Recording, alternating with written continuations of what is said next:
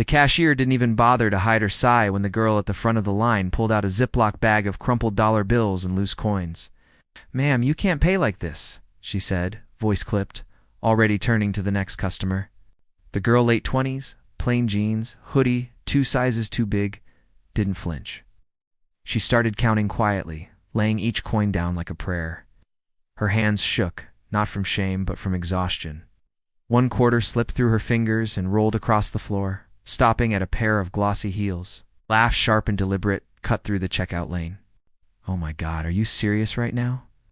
The woman in heels was all sleek lines, hair flattered into perfection, phone still in hand. "Some of us have places to be." A few others chuckled under their breath. Not cruel, not kind. The kind of laughter that comes easy when it's not your fight. The girl's eyes never left the conveyor belt. Bread, milk, off-brand cereal. She added 3 pennies to the pile. Behind her, a boy clutched the hem of her hoodie. 6, maybe 7, hair still damp from the rain.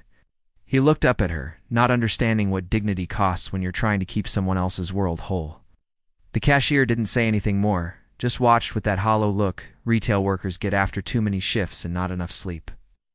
The girl finally reached the total Latin $47, sliding the last dime across the scratched plastic counter. No one clapped. No one apologized. The line moved again. Outside, rain misted the parking lot.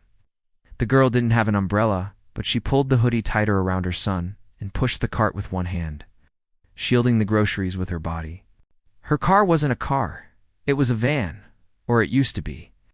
Now it was a rusting shelter with a cracked side window and a sleeping bag wedged between the back seats.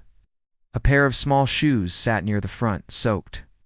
A box of crayons had melted into the upholstery. She loaded the groceries in silence. The boy climbed in without complaint. He knew the drill. As she slid into the driver's seat, she rested her forehead against the steering wheel. Just for a moment, that was the moment, a tap came at the window. She looked up, startled. A man in his 40s stood there, cheap tie, clipboard, badge that looked official, but probably wasn't. "You're parked past the 30-minute mark," he said as she cracked the window.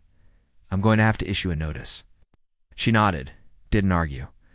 Just waited for him to finish scribbling whatever he needed to scribble. He paused, looked into the back seat. "You living out of this thing?" She met his eyes, didn't answer.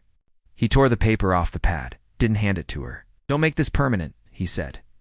"Whatever this is." Then he walked away. She waited until his car disappeared around the corner before starting the engine. It coughed to life, like it resented the effort. She drove. The shelter had rules. No drugs, no pets. No guests after 9. And no parking in the lot for more than 2 nights in a row. They were on night 3. She parked a block away, woke her son. They walked the rest of the way under flickering streetlights. Inside, it smelled like floor cleaner and old socks. The night staff nodded at her without interest. Her room 8 had 2 beds, a shared bathroom, and 1 window that wouldn't close all the way. The boy climbed into his bunk, pulling the covers up to his chin. "Do I have school tomorrow?" he asked. She paused. "No, it's the weekend." Satisfied. She sat on the edge of her bed, pulled out a piece of mail from her coat pocket. Folded, refolded, unfolded.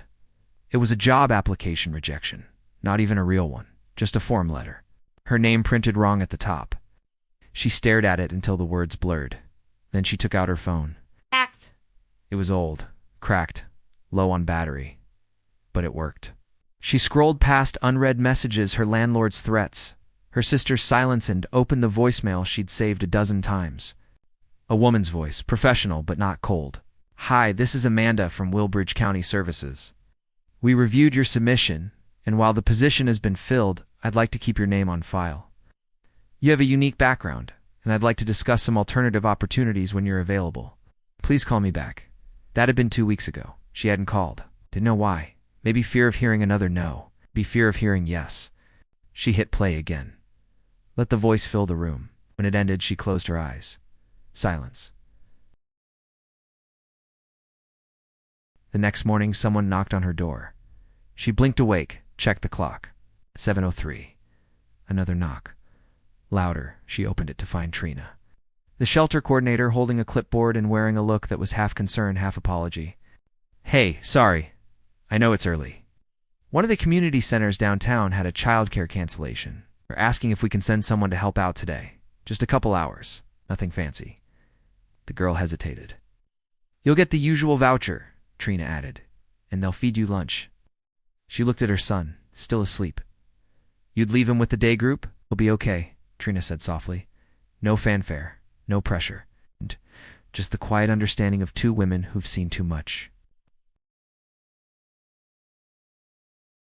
The community center smelled like construction dust and burnt coffee.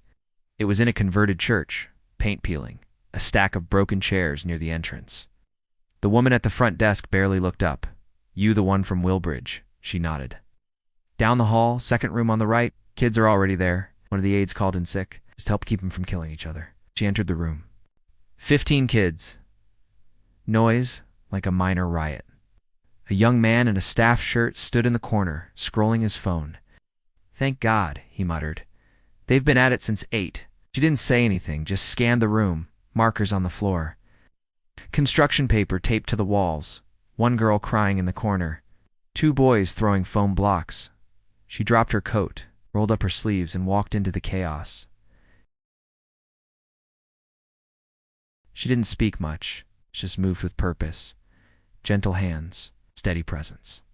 She picked up the crying girl, whispered something no one else could hear. The girl quieted.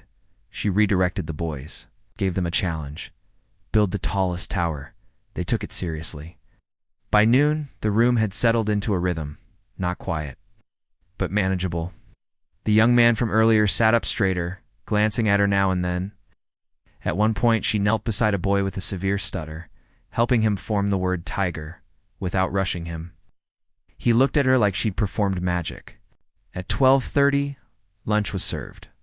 Mac and cheese, canned fruit. As the kids ate, the center's director walked in, tall, efficient, tired eyes behind wireframe glasses. Who are you? He asked, looking at her, not unkindly. She stood. Temporary help. From the shelter. He nodded slowly, watching her as the kids laughed behind her. Well, keep going. Then he left. By the time she returned to the shelter, her son was already drawing with a volunteer. She sat beside him. He handed her a crayon. Green. What did you draw? She asked. He showed her a house, lopsided but hopeful. A tree, a window, a sun in the corner. Do we get one again? He asked quietly. She didn't answer. Just held the green crayon in her hand, like it weighed 1,000 pounds.